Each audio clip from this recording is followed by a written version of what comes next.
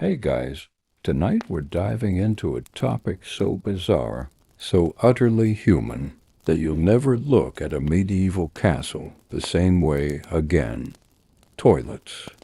Yep, the royal, the revolting, and the downright horrifying world of how people handled their business hundreds of years ago. You probably won't survive this one, not because it's scary, but because you might laugh or gag before we even hit the halfway point. So before you get comfortable, take a moment to like the video and subscribe, but only if you genuinely enjoy what I do here. And hey, comment down below where you're listening from and what time it is there. I love seeing those little dots of light from every corner of the world.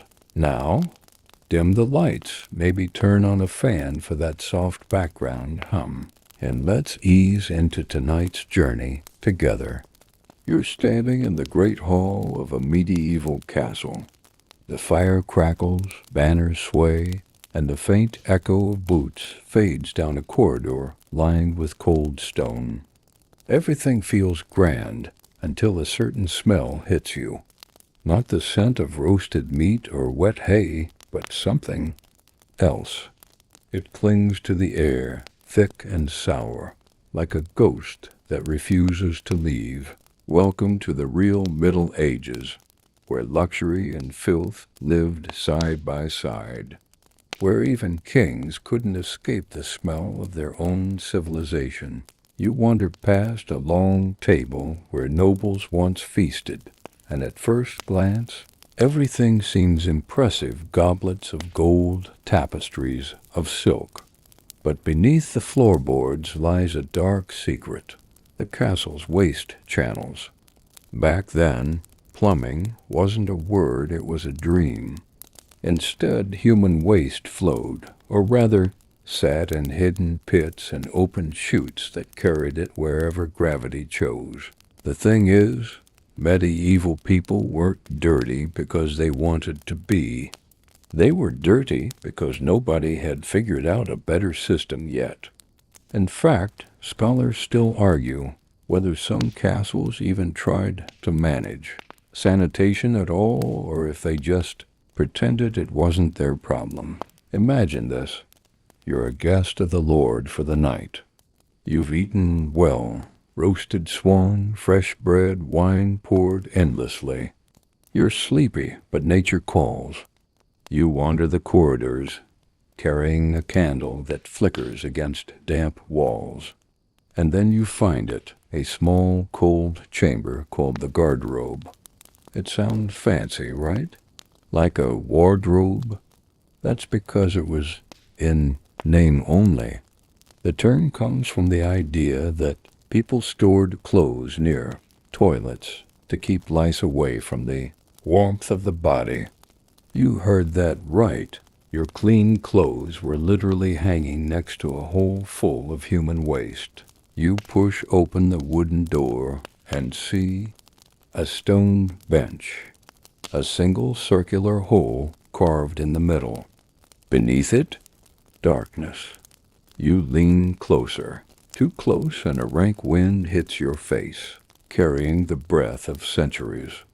The smell of every meal ever eaten in that castle. Congratulations, you've just found the medieval equivalent of a restroom. Some garderobes were built high up, with chutes leading down the outer wall so the contents could drop into the moat below. Romantic, isn't it? All those glistening castle moats you see in paintings, sometimes they weren't just water. They were more like open sewers. And if you're wondering what that meant for enemies trying to swim across, well, let's just say it added another layer of defense. You step back from the hole, light trembling in your hand, realizing how fragile the setup really is. The wooden seat could rot, the stones could crumble, and one misstep could send you straight into the abyss. There are actual stories, whispered among castle guides, about servants and thieves who fell, through the privy and drowned, not in water, in something far worse. As disgusting as that sounds, the garderobe was considered high class. Most people in medieval Europe didn't have that luxury. They had chamber pots, clay or bronze bowls they'd use in the corner of a room. In the morning, the contents were dumped out of windows, sometimes with a warning cry, "Gardez-l'eau," a mangled form of Gardez-l'eau, meaning watch out for the water. You can imagine walking through a narrow alley and hearing that shout, you'd better move fast, or history was about to land on your head. It's strange to think about how something as basic as a toilet defined class and comfort. For nobles, the garderobe was a mark of status. For peasants, the whole outdoors was their bathroom. Rivers, fields, behind barns, anywhere that wasn't your own doorstep. And yet, for all the filth, people didn't really notice it the way we would. Smell was a part of life. Cities stank of animals, smoke, and decay. Perfume was for masking, not removing. Even queens lived among stenches that would send us running for a hazmat suit. You moved back toward the hall, still catching faint traces of rot beneath the perfumed air. You noticed servants sprinkling herbs and rushes, dry plants meant to absorb moisture and mask odors. Medieval people believed sweet smells kept disease away, since they thought illness came from bad air. The irony, of course, is that those rushes just soaked up more filth, trapping bacteria in plain sight. It's oddly humbling, isn't it? You're standing in a castle, surrounded by tapestries worth more than your lifetime income, yet the one thing no one could conquer was hygiene. Not even the greatest kings could sit on their throne without literally sitting on a throne. As you leave the garderobe behind, the firelight flickers and the stone corridors seem to sigh. You wonder how anyone survived the smell, the bacteria, the constant exposure to filth. But they did. They built empires, wrote poetry, and fell in love, all while living in a world that stank beyond belief. And tonight, as you lie back and picture it all, the cold walls, the drafty seats, the faint echo of dripping from somewhere below, remember, comfort is a modern invention. Back then, even going to the bathroom was an act of bravery. You've barely recovered from your little encounter with the castle's garderobe, and yet curiosity pulls you deeper. You follow a narrow staircase, spiraling upward into a round stone tower. The air grows colder, the torch flickers, and the faint sound of wind seeps through cracks in the wall. Somewhere above, you hear dripping, slow, rhythmic, almost like the tower itself is digesting. At the top, you find another small wooden door. You push it open and step into what looks like a closet, except for the round opening in the floor. Congratulations, you've just entered the privy in the tower, the medieval elite's answer to indoor plumbing. You peer through the hole and see nothing but darkness below, though you can hear it a hollow splash far beneath the stones. The chute runs straight down the castle wall, usually ending in the moat or an open pit in the daytime. Guards or peasants might pass by underneath, pretending not to notice the occasional drizzle from above. You sit carefully on the edge of the cold stone seat. No lid, no cushion, no dignity. The surface is hard and slightly damp, and there's a draft that rises from below, bringing with it a breath of foul air that makes your eyes water. Medieval engineers didn't exactly master ventilation. It's unsettling, really, how this place was meant for the nobility. the privileged few who lived in marble halls and dined from silver plates. Yet when nature called, they sat on a hole over open air, just like everyone else. The difference was height. The higher the privy, the more refined it seemed, because nothing says luxury like having your waist fall a few stories instead of a few feet. Scholars still argue whether these tower toilets were practical or purely symbolic, a way to separate the noble's business from that of the servants below. Some castles, like those in England and France, built multiple chutes side by side so a lord and lady could, theoretically, share the experiencia medieval version of couples therapy. Perhaps you lean over the edge again and notice streaks running down the wall, centuries of erosion carved by rainwater and filth alike. In winter, the contents sometimes froze mid-fall, forming grotesque icicles of ice and waste clinging to the stone. Imagine the horror of being the servant sent to chip that away before the thaw. Down below, you can almost picture it, a moat shimmering in moonlight, looking serene from afar. But if you get close, the illusion shatters.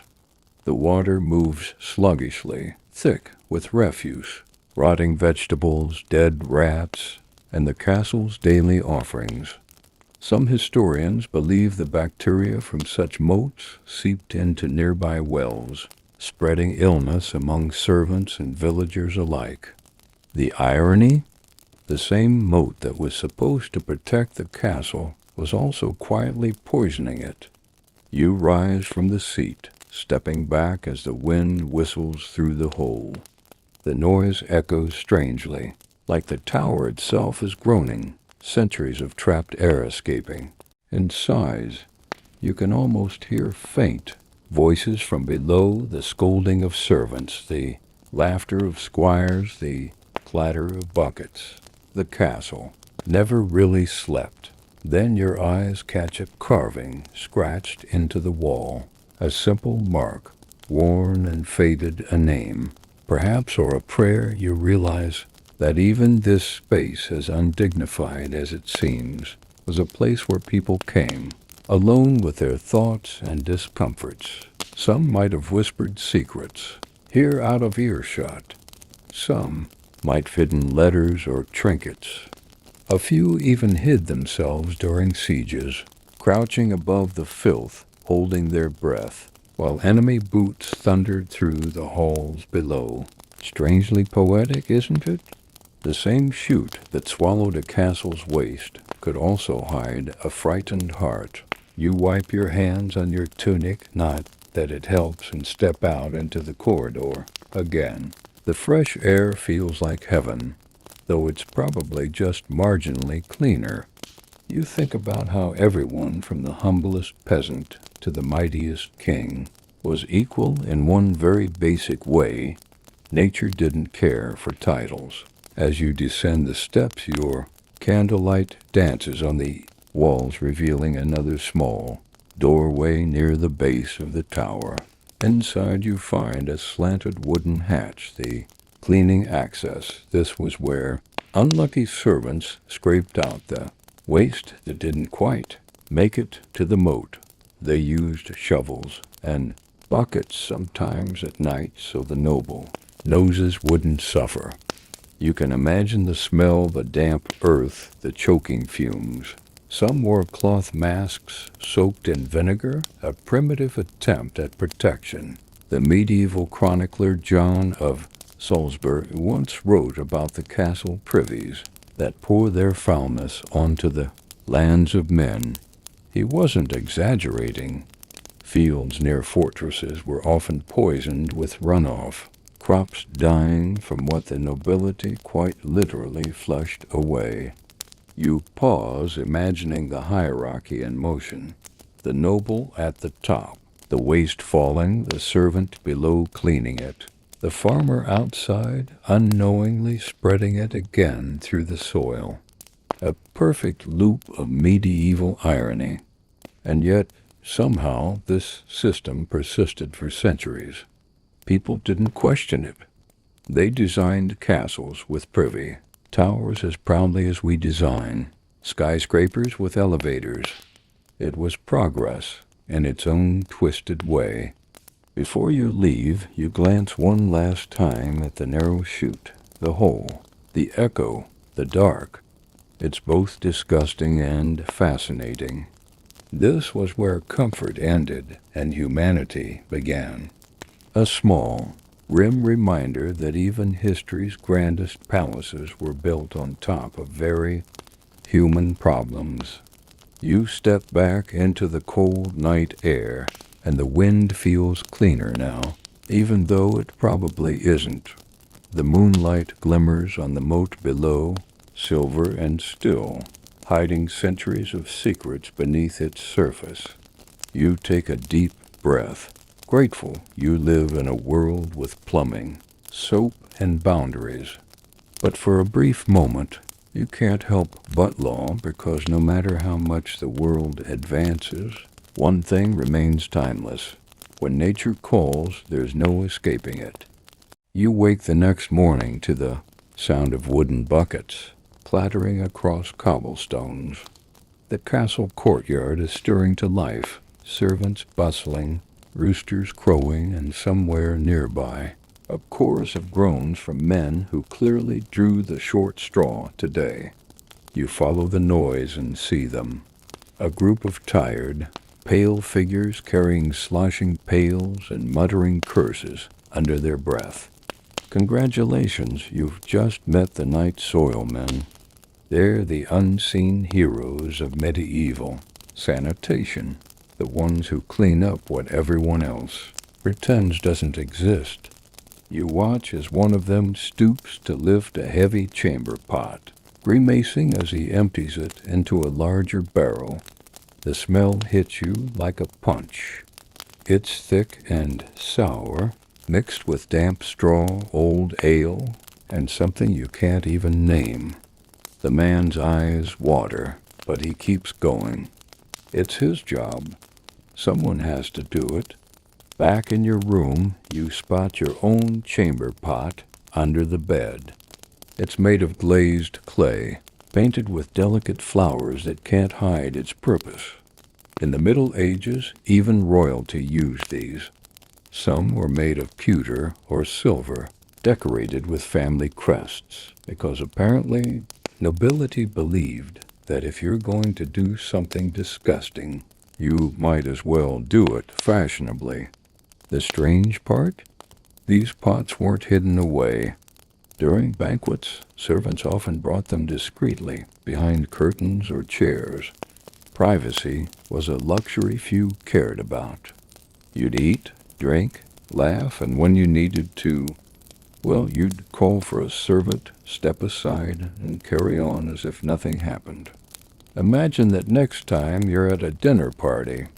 You follow one of the night soil men down a narrow stairwell, out through the castle gates. Dawn is just breaking, painting the sky in pale gold, but their day has already begun. Each man carries a pole across his shoulders, buckets hanging from both ends. They move slowly, balancing their load to avoid spills. The city beyond the castle is waking up too. Merchants setting up stalls, children chasing chickens, and dogs sniffing the ground for scraps. Unfortunately, scraps includes a lot more than food. Medieval streets were, in one polite word, chaotic. Most were unpaved, filled with mud, straw, and whatever people threw out of their windows. Remember that cheerful shout from last night, Gardilou? It wasn't always shouted in time. You step aside just as a splash hits the ground beside you, warm and, let's just say, fresh. You look up horrified and see a woman leaning from a window, shrugging like it's just another morning chore. She's not wrong. This is daily life in a medieval city. The night soil men are there to collect what's left behind, but they can never keep up. By midday, the air grows thick with the smell of humanity. It's easy to laugh now, but for people then, this was normal. They had no germ theory, no concept of bacteria. Disease was thought to come from bad air or divine punishment. So cleaning waste was just about keeping smells away, not sickness. Ironically, the men who worked hardest to remove filth were often the ones who got sick first. You trail one worker as he stops by a public pit outside the city walls. It's a massive trench, already half full, buzzing with flies. The man empties his barrels, wipes his hands on a rag that looks beyond saving, and sighs. For a brief moment, he just stands there, shoulders slumped, staring at the sunrise.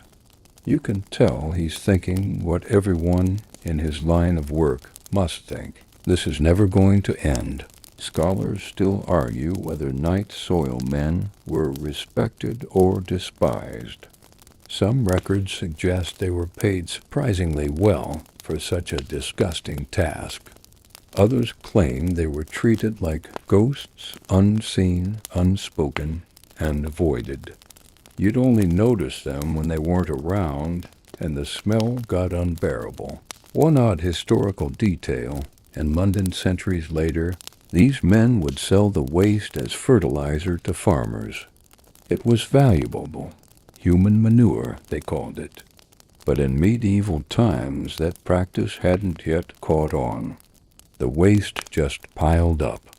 Some cities, like Paris and York, tried digging deep pits, cesspools, they called them, under houses and taverns.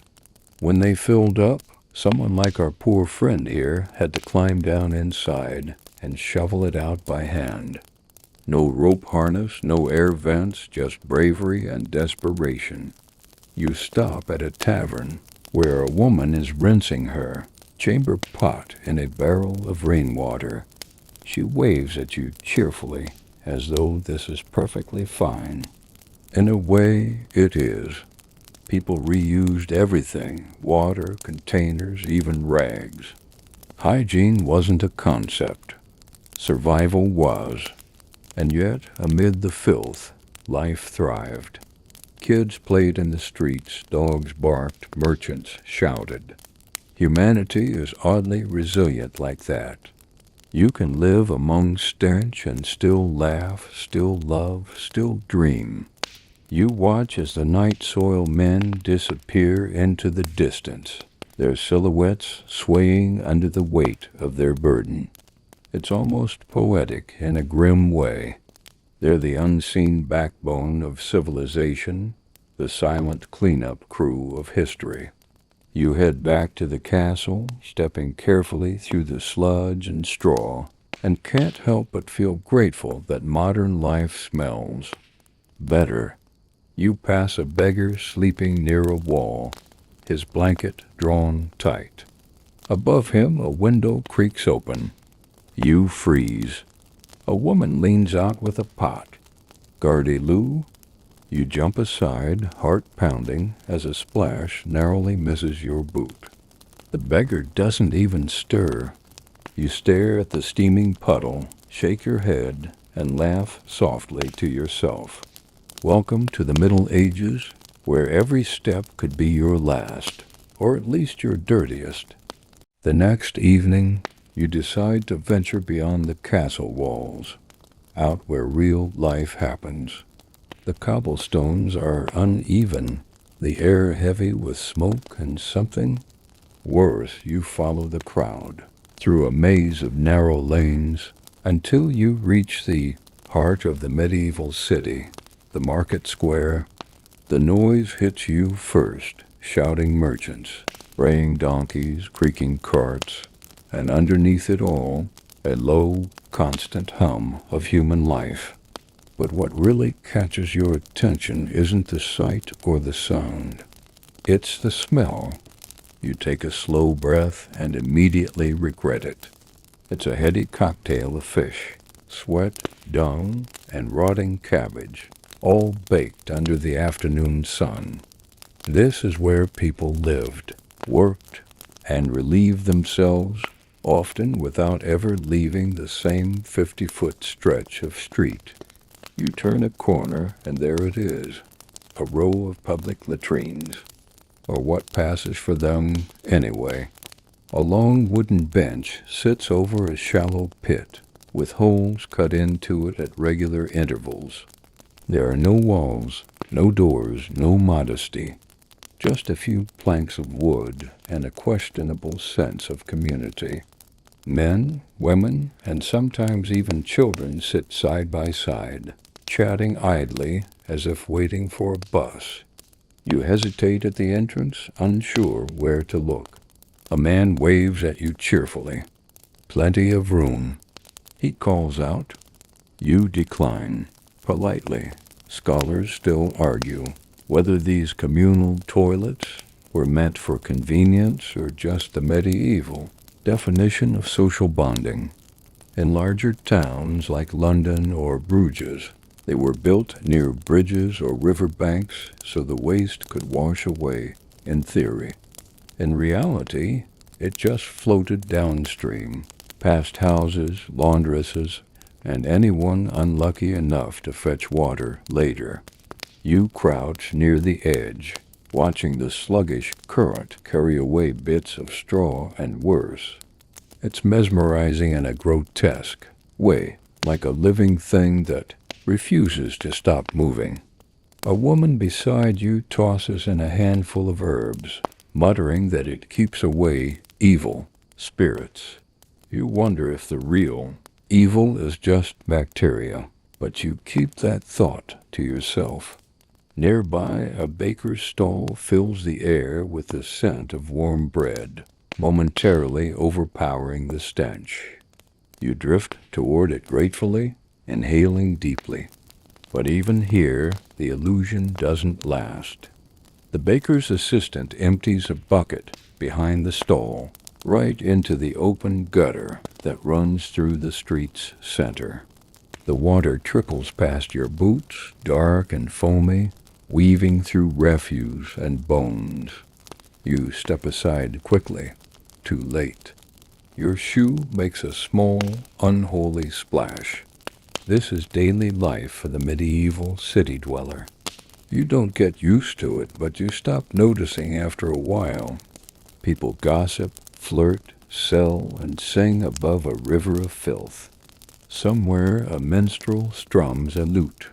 Nearby, a butcher throws scraps to a pack of dogs fighting over bones. Everything is connected by smell, noise, and necessity.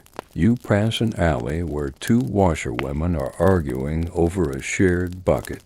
Their laughter rings out as one of them slips her wooden clogs.